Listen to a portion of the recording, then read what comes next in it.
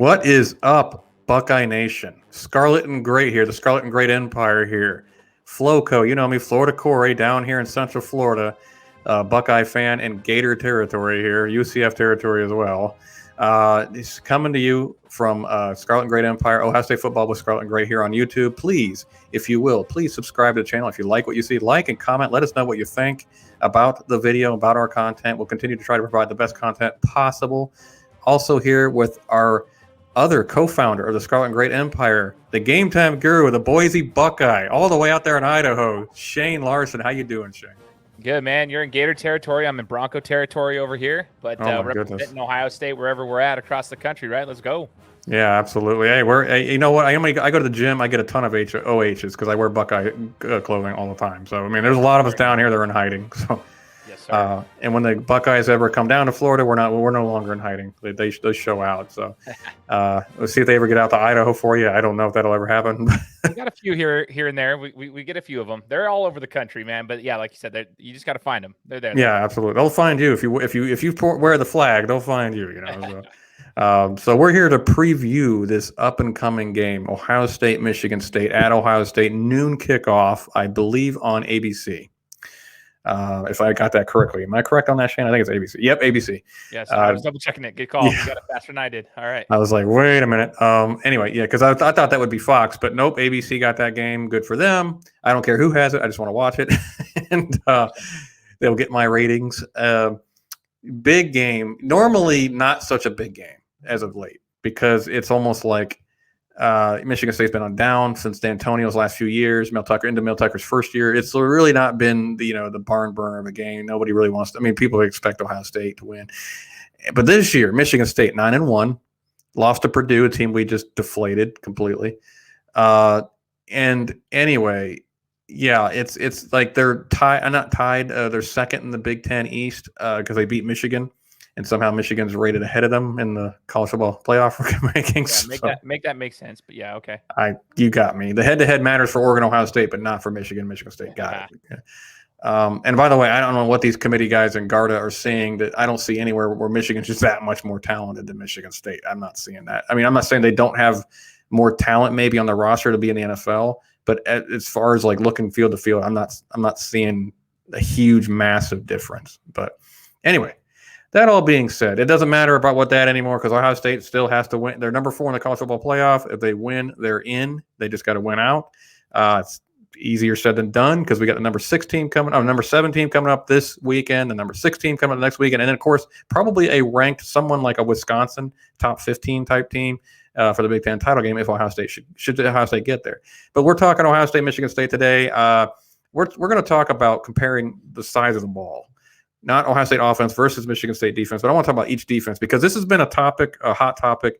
And Shane, I'm going to start with you, man, because you've seen it on Twitter. Everybody's discounting Michigan State's defense. We're going to pass the ball all over them. Maybe that's true, but is it really fair? I ask you this as a Buckeye fan who's objective and can be real and be honest about your team. Is it really fair to criticize Michigan State's defense based on how our defense has played? No. I think just right out of the gate with it. This is the thing. I wish we would just like understand that matchups make a lot of the games, right? So you look at statistics, we can all be stat watchers and see this, that, and the third. But if you haven't watched them, you don't realize what they're capable of doing. Mm-hmm. Do I think Michigan State's defense has the matchups in the right spots against us? I do. I do actually think they can match up with us. Not in the pass. I actually think we can throw all over them if the weather's good. I don't know if they'll be able to match with our athletes. No team in the country, I believe, can do that, to be honest. Except for like the Bamas of the world. Yeah. Maybe mm-hmm. that. But even last year in the championship, our Achilles heel was our defense. It wasn't our offense. We had the athletes to beat their defense on the secondary side of things. But when it comes to this, I think Michigan State has the ability to stack the box. And you know what, Cory, what's weird to me, and I hope, I can get some information here from the Buckeye fans that are listening, but like, our offensive line, as big as they are, they have not impressed me. There's been multiple games, even in the last game, where there have been times where they've gotten pushed back. Yeah, sure, they had a solid game last week, but they get pushed back. And I think Michigan State matches well at the line of scrimmage. They're big boys, just like Nebraska and Penn State. Like they have like the matchups in the right spot. So you might think that Michigan State's defense isn't going to be able to hold against us. Actually, I think they might make it a tougher game than people are thinking. Yeah, I agree with that. I think, you look, I'm going to go, you're talking about stat watchers here. Okay, fair enough. I'm about to jump into stats. So Let's go stats. Yeah, go Cory. we're going to give you both ends of it, the film eyeball test and the stat test. Okay, look, I'm looking at the comparisons between our defenses, and now I'm not going to go down to like, okay, who's played what offense, whatever, but opponent points per game, they allow 23, we allow 20. Opponent points per play, they allow 0.273 points per play, we allow 0.268 points per play. I'm not going to go down every stat. We are much better in yardage allowed and opponents' yards per play, but takeaways a game, we're the exact same at 1.7. I mean, there's almost no difference in the defensive stats. I mean, it's kind of crazy. I mean, like the defensive team passing defense efficiency, they're 56, we're 54th. I mean, it's like people are commenting what CJ Stroud can do against this defense. They're probably right, but I'm not entirely thinking that Peyton Thorne can't at least create some big plays against our defense as well. I mean, I can't criticize Michigan State's defense if our defense, who by the way looked like it was rolling along until the Purdue game, and Purdue put up like, I think some absurd passing number against Michigan State. I think it was around over 500 yards, and then they put up almost 400 against us, or maybe 400. I think it was actually around 420 if I remember correctly. I might be, I'm not sure.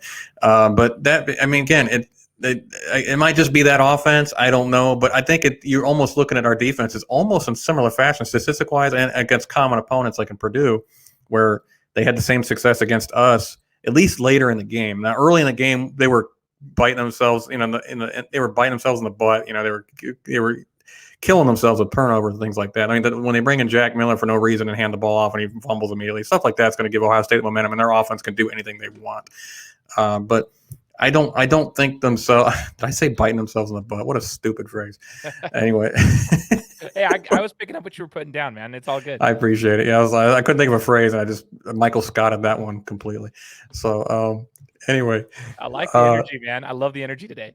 Yeah, exactly. So I'm actually not in Jacksonville. I feel good. So yeah, I think that's. I mean, am I wrong here to say that's really kind of like, okay, guys, you're picking on their defense, but our defense ain't anything special? Yeah, I think most of Buckeye Nation, judging by what I've seen, understands that our defense has some gaping holes. I think that, I mean, obviously, I go into Twitter, I have to turn it off during the games because it's almost like ridiculous. Like, yeah, but it is. Well, if they allow a 20-yard play, we're gonna lose the game. Oh yeah, it's brutal, man. Like, but we do know it's not the defense of 2019. We get that. Like, we're not close to that. But Michigan State's defense is in a very, like you said, when you're comparing them and you're watching them on film, they are very similar to ours. And the problem is with ours too, if you think about it, we haven't been getting passed on by these like Heisman candidate quarterbacks. We've been being passed on by, I don't want to disrespect them, but they're mediocre quarterbacks throwing the ball all over us. Well, I think Michigan State has the ability to do that too. So anyway, that's the offensive side of things for them. But yeah, our defense is pretty, has some holes. We play well at times, and then we give up a lot of things at times. Their defense does the same thing. But do we match up where their strengths are, and do they match up where our strengths are? That would be my question to you, Cory. What do you think about our defense matching up with their offense and their strengths, and their defense matching up with our offense and our strengths? What do you think? Well, it's a good segue actually into the offense versus offense here. Look, we're talking about Michigan State's offense, right? They have Kenneth Walker, who is an excellent running back, transfer in the Heisman conversation. And we've actually been okay against the run. I think we're 14th in the country against the run, allowing 170 yards per game. Now, granted, sometimes they find a little bit of gaps with us, or if they're spreading us out well enough, they find a few gaps in the run game against us. Teams do, but I don't know if Michigan State's necessarily a team that's going to spread us out too much. I actually, what worries me about Michigan State's offense, Peyton Thorne is an okay quarterback. I wouldn't say he's like really, really good, but he's a good Big Ten quarterback. He had 21 TDs, 8 picks, 2,460 yards, 63% percentage clip. Not much of a runner. He can scramble a little bit, as we've seen against Purdue at times, but 59 carries, 137 yards, 3 touchdowns. So not Michael Vick by any stretch of the imagination, but he can pick up a first down with his feet. I worry about the big plays. Gosh, Michigan State can create some big plays. I mean, both the receivers, Jalen Reed and Naylor, what are they averaging? 18, almost 19 yards per catch. Yeah, Reed's at 18 yards. 18 yards. And if you look at his statistics throughout the whole season, as I'm looking at him right now, I mean, they're big plays. He had like four catches for 181 yards, 8 catches for 114, 4 catches for 73, 6 for 80, 4 for 70, 4 for 127. Those are big plays. Like those are big time chunks. So like, yeah, they'll kind of body shot, boom, boom, boom, and then they'll throw one over the top on you. And they have the ability to do that. And that's where I'm saying it, Corey. I'm wondering, can our secondary stick with those guys when it's time for us to load the box and we've got to go one-on-one with no over-the-top help? Can we stick with them? Yeah, how dare you? How dare you disrespect Bryson Shaw, sir? Come on now. I love him. I'm just messing with you. No, it's look, that's what I worry about too, because those big plays are momentum changers, right? All of a sudden, Grant, thank God it's in the shoe. So if the momentum, the worst that could happen is that the crowd goes quiet. But if this was in Michigan State with these big plays, I'd be worried about like the crowd just getting into it and getting amped with a young quarterback that we have in CJ Stroud, who's shown at times to maybe, I don't say buckle, but get a little distracted, at times. So thankfully that's in the shoe. We have been better against big plays this year. We just really are terrible against the underneath. The stuff underneath the zone, we're just bad at, especially if they get rid of the ball quickly and we can't get any pressure on them as a result. I worry about the seams a little bit because we've been bad in the seams this year in the cover 3. I wonder how much we're going to stick to the cover 3. I think the fact that we don't want to allow these big plays, I think it's possible you see a lot more cover 2 out of Ohio State with Ransom or maybe Hickman and Shaw on the back end. I wonder if they're going to do that a little bit, because I think you would it's amazing because against Purdue's offense, a quick pitch, get rid of the ball quick. You'd think the man press coverage, but we laid off quite a bit in that game. It didn't make any sense to me. I think you're going to see a lot of receivers laying off a lot more. Corners laying off a lot more in this game because that's what they can beat you deep and they can get you the big play. But in a comparison's sake, I'll say this for their offensive efficiency, it's not even close as far as total offenses. Points per game, Ohio State's 13 points a game better. Points per play, Ohio State's 0.15 points or 1.6 points per play better. The average score margin, we are 16 points per game better.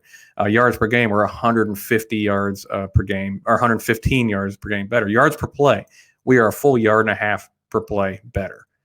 The offenses don't compare. They really don't.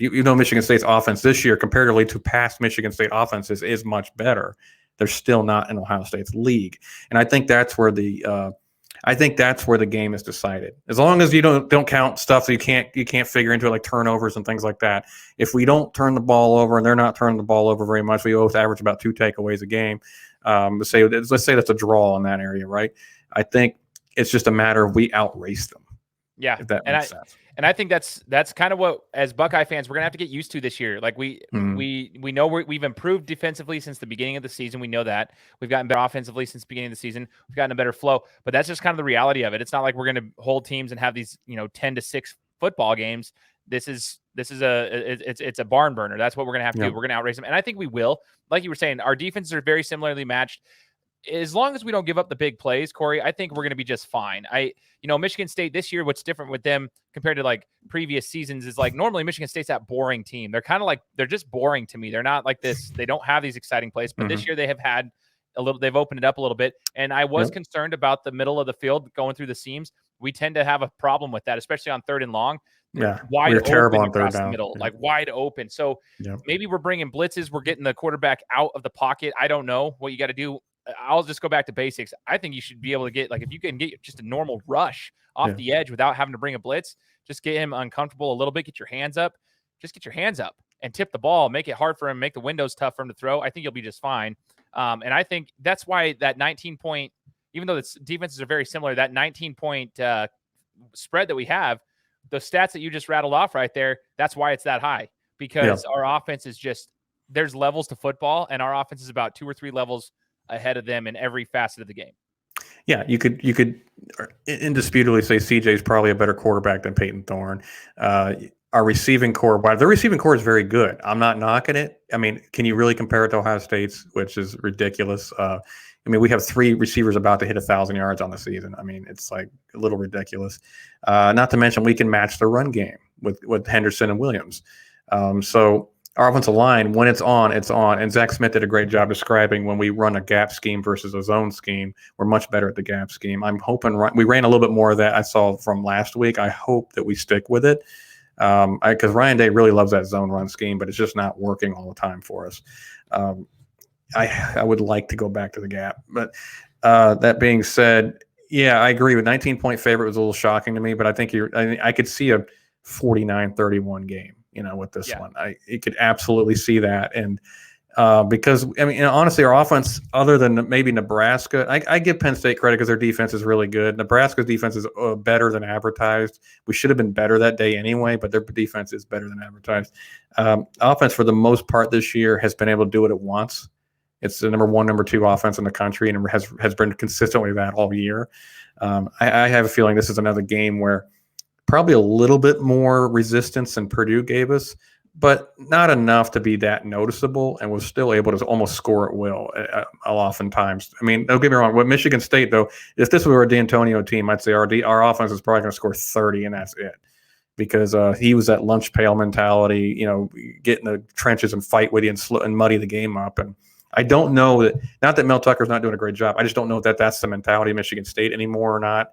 Or they're more of I don't know if they're just more big play oriented now rather than getting the mud in the lunch pail. I don't know what their culture is right now. Obviously, he's changed it for the better than what it was a couple years ago. He just got a massive extension, 10 years, $95 million they're offering him or something like that, which is making him the highest paid coach in the Big Ten, which, wow. Okay. I don't blame them for trying to hang on to him because he probably is getting calls from LSU. So, yeah. And LSU can open up a checkbook. But let me jump to you, Shane, here. What in your mind, what are the keys to beating Michigan State this year? Or this week?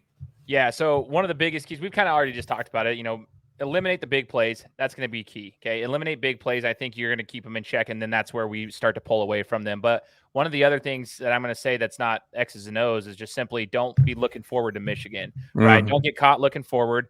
Sometimes we can get away with that in this game in previous years, especially as of late. But this year you can't do that. You can't get caught looking forward because they have the ability to make big plays and make this a football game. They have the athletes to do that, in my opinion. And so that's going to be my biggest thing. Eliminate big plays and don't get caught looking forward. And then obviously on offense, just execute. Limit turnovers. Yeah. Don't have any unforced turnovers. Like, don't bobble the snap. Don't do those stupid things, those stupid penalties that are drive killers. Don't do that. Just execute, and you will pull away by 15 to 20 points. Yeah, I will say this, penalty yards per game, we are better than them by about 11 yards. So we are not great penalty-wise, but they aren't either. So let's hope that there's at least we can match it at the very least. That's where the fans come in. So if you're going to the game, get loud. That's what you got to do because they're obviously undisciplined. If that's although we had 7 pre-snap penalties against Penn State at home, that is true. That was a hideous game. Something was wrong, man. Something wasn't right. I don't know how you even as a coach, I think I'd be ready to just okay, I'm bringing a gun to the campus and I'm going to scare the crap out of these kids. I'm kidding by the way, for all those people freak out. No, that's the kind of thing where a coach wants to bring a whip in and just start whipping players. Lay it down. Yeah, I think I agree. Obviously the cliches, like you said, are limiting turnovers, limiting penalties, but I think the key is, I think you said it exactly right. Execute on offense. I think that the defense is going to give up some. Michigan State's going to get theirs a little bit. I hope what we do is we do the thing again where we establish a run game. Don't make CJ try to win it on his own shoulders, on his own arm. Ryan Day, that's what's been our Achilles heel on offense this year. Is Ryan Day sometimes likes to get a little pass happy, 55 passes, Oregon 55 against Nebraska, where those are Stroud's. Stroud didn't have a bad game against Oregon, but it didn't execute in the end. But he had kind of a mediocre game at best against Nebraska. I think when you don't make Stroud try to throw you into a win is when we're at our best. Don't get away from the idea of balance. And put in Mayan Williams a little bit more. I think he's obviously earned his run. Henderson's the best back. I get that. I don't want Henderson to be limited, but I don't want it to all be Henderson either, because sometimes you have to grind out those drives. And Williams, I think, seems a little bit better at grinding out those yards than Henderson does. And I'm not trying to knock Henderson. I'm just saying I think he sees the gaps in the offensive line a little bit better right now than Henderson, because sometimes I wonder what Henderson's even running. Yeah, and he just runs full speed ahead and plows into somebody. where that's just an experience and youth. I'm not knocking him, but I mean, Williams seems to really be a very patient runner. I think he's a nice change of pace from Henderson, actually, who's obviously the lightning. So I really hope they mix and match those a little bit this week instead of having Henderson carry it 30 times. I'd like to see 15 each, or maybe a 20-15 split or something like that. Let Williams let Williams eat a little bit. I think it's a huge key to keeping their big play offense off the field and keeping our offense on the field and just establishing dominance at home. And again, offensive line, you've got to execute. We can't have a repeat in Nebraska. We can't have that. Not against Michigan State. Michigan State will make you pay more than Nebraska did. Michigan State, 9 games they've won this year. They know how to finish games for the most part this year. The culture has completely changed. So offensive line's got to execute as well. 100%. What do you think? Score prediction, buddy, and we'll sign off here. Ooh, you said something earlier. You said a 49-31. I was going to go a 45-35. I think it could be close to a 10-point game. Maybe they get a touchdown late in the game to pull it to within 10. Every better would be so ticked off. 40. Yeah, that's a bad beats for Scott Van Pelt, but 45-35 is what I would go with. I think Ohio State can hang 40 on them on this week, and there's no bad weather, so I'm putting up 45. I'm going 45-28. Ooh, okay. So I got that last touchdown. You got him holding them from that last touchdown. I got him before that last touchdown. Okay, I got you. Exactly. I think we jump on them early, much like Purdue. They get a couple more touchdowns to keep the Quinn Ewers era from starting in the mop-up duty, where we have to keep our starting offense on, where it's 45-21 or maybe 38-21 type thing. It's still kind of within reach, like in the third quarter, and then all of a sudden we drop the 45 on them. They get one last touchdown, and we're put a little closer, but the game was never quite in doubt. That's where I think it'll be. So I'm saying 45-28. You say 45-35. Let's just hope for a good game, Buckeye win, and then move on to that team up north. Let's go. All right, Shane, appreciate you, man. Let them know where they can find you. Hey, just come follow me on Twitter at the Game Time Guru. Come check it out. And hey, make sure you're subscribed to this channel and share this with the rest of Buckeye Nation as well, so we can get the word out there. We love chatting with all of you guys. So come follow me, follow Cory, follow Johnny, all on Twitter, and make sure to share this around. Absolutely, guys. As always, enjoy the game. Goodbye. God bless, and go Bucks.